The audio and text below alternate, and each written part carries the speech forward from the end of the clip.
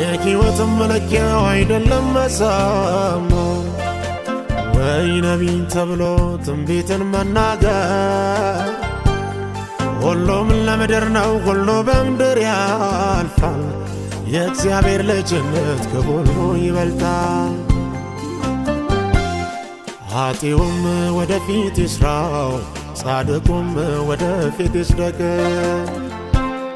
ለሁሉም እንደየሥራው ዋጋ ለሚከፈለው። ኃጢኡም ወደፊት ይስራው፣ ጻድቁም ወደፊት ይስደቅ። ለሁሉም እንደየሥራው ዋጋ ለሚከፈለው። አንተ ግን በልጅነት ላይ እንዳትቀለድበት፣ የጌታ ደም አለበት።